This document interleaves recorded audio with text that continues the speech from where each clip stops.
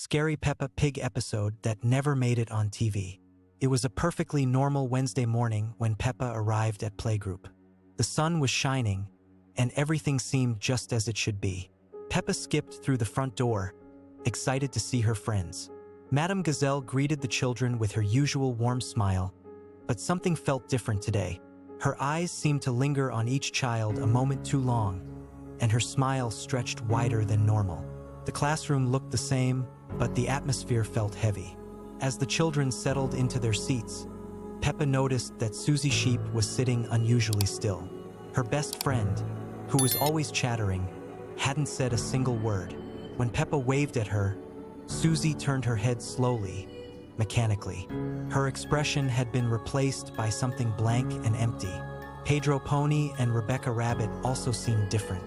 One by one, Peppa looked around and realized that all her friends were sitting in perfect silence, their eyes fixed straight ahead with glassy, vacant stares.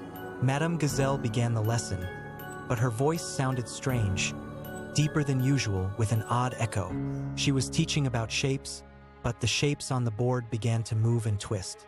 Circles became spirals, squares stretched into impossible rectangles. Peppa raised her hand to ask a question, but when she opened her mouth, no sound came out. She tried again, but still nothing. Looking around frantically, she realized that she was the only one who seemed concerned. The classroom began to feel smaller, the walls seeming to inch closer. The cheerful drawings on the walls started to change. The smiling suns developed too many teeth. The happy flowers wilted and turned black, and the rainbow lost its colors until only gray remained. Madame Gazelle's lesson continued, but now she was talking about things that didn't make sense. She spoke of numbers that went backwards and colors that had no names. Her voice grew louder and more distorted.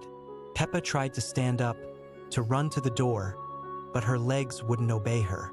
She looked down and saw that her chair had somehow grown roots that wrapped around her ankles. The other children remained motionless.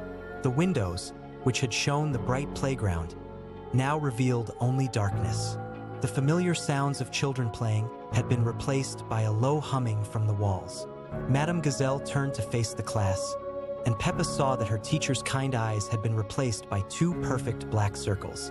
Her smile had grown impossibly wide, revealing rows of needle-sharp teeth. The lesson board now showed only one thing, the same drawing repeated over and over. It was a picture of the classroom with all the children in their circle, but there was an empty chair where Peppa should have been. Peppa finally found her voice and screamed, but the sound that came out wasn't her own. It was the voice of that other Peppa, laughing with a sound like breaking glass. Scary Peppa Pig episode that never made it on TV. It was a perfectly ordinary morning when Peppa woke up in her bedroom, but something felt different. The sunlight seemed dimmer than usual, casting strange shadows across her pink walls. As she got dressed, she noticed her reflection in the mirror was smiling even when she wasn't. Downstairs, Mummy Pig was making breakfast, but her movements were too mechanical. She turned to greet Peppa with a smile that stretched too wide, her eyes never blinking. Daddy Pig sat reading his newspaper, but the pages were completely blank, and he kept turning them anyway, chuckling at nothing. George was playing with his toy dinosaur, but it seemed to move on its own when no one was looking. Every time Peppa glanced away and looked back, the dinosaur had changed position, its plastic eyes following her movements. After breakfast, the family decided to visit Grandpa Pig's garden, but the journey felt endless.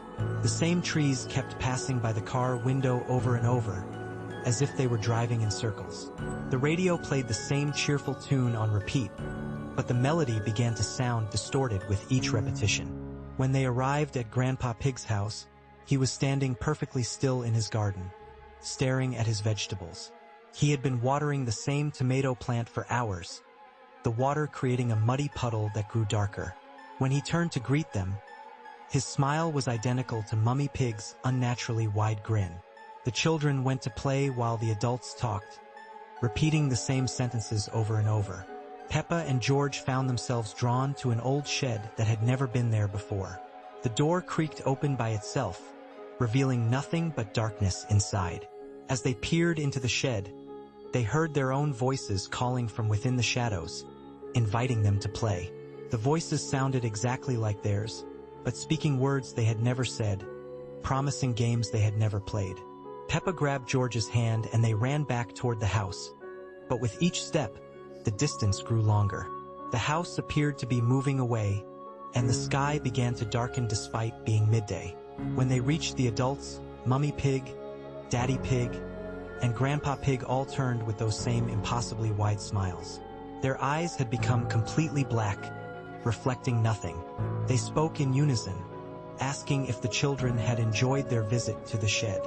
Peppa tried to speak about the voices and darkness, but her own voice came out wrong, sounding like someone else. George's toy dinosaur began to grow larger in his hands, its plastic becoming flesh, its painted smile becoming real teeth. The family got back in the car to go home, but the journey never ended. They drove through the same landscape over and over, past the same trees, houses, and people waving with those same wide, empty smiles. As night fell, they were still driving, and Peppa realized they would never stop, never reach home, never escape this endless loop. The radio continued its distorted tune, and everyone hummed along, their voices creating a harmony that sounded like nothing human. Driving for Scary Peppa Pig episode that never made it on TV. The morning started like any other in the Pig family household. Peppa and George were playing in their garden while Mummy Pig prepared breakfast in the kitchen. The sun was shining brightly, and everything seemed perfectly normal. Daddy Pig was reading his newspaper on the porch, occasionally chuckling at something amusing. The familiar sounds of their happy home filled the air with warmth and comfort. But something was different about this particular morning. When Peppa looked at her reflection in the garden pond, she noticed that her reflection wasn't quite right. It moved a split second after she did, as if it was trying to copy her movements but couldn't keep up. When she waved her hand, the reflection waved back, but with a slight delay that made her stomach feel strange and uncomfortable. George noticed it too. His reflection in the pond seemed to be smiling even when he wasn't, showing teeth that looked sharper than they should be. The water itself began to ripple without any wind, creating patterns that looked almost like faces staring up at them from the depths. The children stepped back from the pond, but the reflections remained, watching them with eyes that seemed far too knowing. Inside the house, Mummy Pig called for breakfast, but her voice sounded different somehow. It echoed through the rooms in a way that didn't make sense, as if the house had suddenly become much larger than it actually was. When Peppa and George went inside, they found that the kitchen table was set for 6 people instead of 4, with 2 extra plates that no one had put there. The extra plates had food on them, but it was food that none of them remembered preparing. The meals looked exactly like what the family usually ate, but they were cold and seemed to have been sitting there for hours, maybe even days. Flies buzzed around the untouched portions, and there was a strange smell in the air that made everyone feel queasy. Daddy Pig tried to remove the extra plates, but every time he picked one up, it would reappear on the table as soon as he turned away. The family tried to eat their normal breakfast, but the food tasted wrong, like it had been seasoned with something bitter and metallic. Even their favorite orange juice had a strange aftertaste that lingered unpleasantly. As the day progressed, more strange things began to happen. The family photos on the wall started showing people who weren't part of their family. In each picture, there were additional figures standing behind them, shadowy forms that seemed to be reaching toward the camera. These mysterious figures appeared in every photo, even the ones that had been taken just yesterday. The telephone began ringing constantly, but whenever someone answered it, there was only silence on the other end. Sometimes, they could hear what sounded like breathing or whispers in a language they couldn't understand. The calls came every few minutes, creating a constant state of anxiety and unease throughout the house. By afternoon, the family realized that they couldn't leave their house. Every time they tried to open the front door, it would lead back into their own living room instead of outside. The windows showed their garden, but when they tried to open them, they found only solid walls behind the glass. They were trapped in their own home, which had somehow become a maze with no exit. The walls began to shift and change when no one was looking directly at them. Rooms would rearrange themselves, hallways would appear where there had been walls before, and familiar spaces would become foreign and threatening. The house seemed to be alive, breathing and changing around them, keeping them prisoner in an ever-shifting labyrinth. As evening approached, the family huddled together in what they hoped was still their living room. But even that familiar space felt wrong now. The furniture was the same, but everything was positioned slightly differently, as if someone had been rearranging things while they weren't paying attention. The house had become something else entirely, something that wore the appearance of their home like a disguise, hiding its true nature beneath a facade of normalcy that was becoming thinner with each passing hour. Scary Peppa Pig episode that never made it on TV. It was a perfectly ordinary morning when Peppa and George woke up in their bedroom. The sun was shining through the yellow curtains, and everything seemed normal. Peppa stretched and yawned, ready for another fun day of jumping in muddy puddles. But when she looked over at George's bed, something was wrong. George was sitting up, but his eyes were completely black, staring at nothing. Peppa called out to him, but George didn't respond. Instead, he slowly turned his head toward her, and his mouth opened in an impossibly wide smile, revealing rows of sharp, pointed teeth. His voice came out in a whisper that didn't sound like him at all. He kept repeating the same word over and over, but it wasn't dinosaur like usual. Frightened, Peppa ran downstairs to find Mummy and Daddy Pig. The living room looked the same as always, with its bright green walls and orange sofa, but the atmosphere felt heavy and wrong. Mummy Pig was standing in the kitchen, but she wasn't moving. She was just staring at the wall with that same black-eyed expression that George had. When Peppa approached her mother, Mummy Pig slowly turned around. Her usual warm smile had been replaced by something cold and mechanical. Her eyelashes seemed longer and darker, casting strange shadows across her face. She spoke in a voice that sounded like it was coming from far away, asking Peppa if she wanted to play a special game. Daddy Pig appeared from behind the newspaper he was reading, but his glasses reflected nothing but darkness. His beard seemed to move on its own, and when he laughed, it echoed through the house in a way that made Peppa's skin crawl. He suggested they all go to the playground, but the way he said it made it sound more like a command than a suggestion. At the playground, all of Peppa's friends were there, but they were different too. Susie Sheep stood motionless on the swings, Herwell looking gray and matted. Pedro Pony was at the slide, but he wasn't sliding down. He was just standing at the top, looking down at Peppa with those same empty black eyes that everyone else had. The playground equipment itself seemed to have changed. The bright colors had faded to dull, sickly shades. The swings creaked even when no one was on them, and the seesaw moved up and down by itself. The sandbox was filled with something that definitely wasn't sand, something dark that seemed to shift and move when no one was looking directly at it. Rebecca Rabbit hopped over to Peppa, but her movements were jerky and unnatural. When she spoke, her voice had a strange echo, and she kept inviting Peppa to come play in the dark sandbox. All the other children began to gather around Peppa, forming a circle, their black eyes never blinking. Peppa tried to run, but everywhere she went, more familiar faces appeared with those same dark, empty eyes. The ice cream van played its melody, but the tune was wrong, distorted and haunting. Mr. Zebra the postman delivered letters that were completely black, and when they touched the ground, they seemed to absorb the light around them. The sky began to darken even though it was still morning. The sun seemed to be getting smaller and dimmer, and strange shadows started moving across the ground without anything to cast them.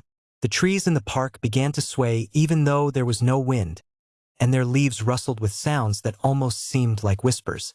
Peppa found herself back at home, but the house had changed. The walls seemed taller and the rooms felt endless. Every mirror she passed showed not her reflection, but the black-eyed versions of her family and friends, all smiling those terrible sharp-toothed smiles. The photographs on the walls had changed too, showing scenes that Peppa didn't remember, with everyone's eyes replaced by dark voids. In the final moments, Peppa realized she was the only one left who hadn't changed. She looked in the bathroom mirror and saw her own familiar pink face and normal eyes looking back at her. But as she watched, her reflection began to smile that same impossible smile, and slowly, very slowly, her eyes began to turn black. The last thing Peppa heard was her own voice, but it wasn't coming from her mouth. It was coming from the mirror, inviting her to join the others in their special game. And as the darkness finally took her, she realized that this wasn't a nightmare at all. This was just the beginning of a very different kind of Peppa Pig world, where everyone would smile forever. Scary Peppa Pig episode that never made it on TV. It was a perfectly ordinary evening when Peppa and George decided to play hide and seek in their house. The sun had set unusually early that day, casting long shadows through every window.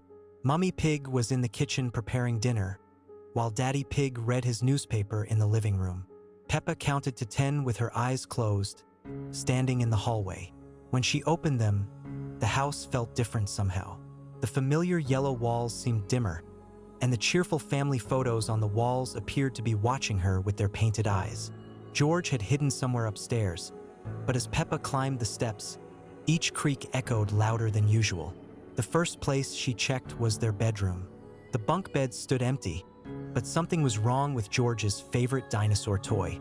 It sat on the lower bunk, but its plastic eyes seemed to follow Peppa as she moved around the room. She called out for George, but only silence answered her back. Moving to the bathroom, Peppa noticed the mirror reflected something that wasn't quite right. For just a moment, she thought she saw George standing behind her, but when she turned around, nobody was there. The reflection showed only herself, yet she could hear George's giggle echoing from somewhere inside the mirror itself.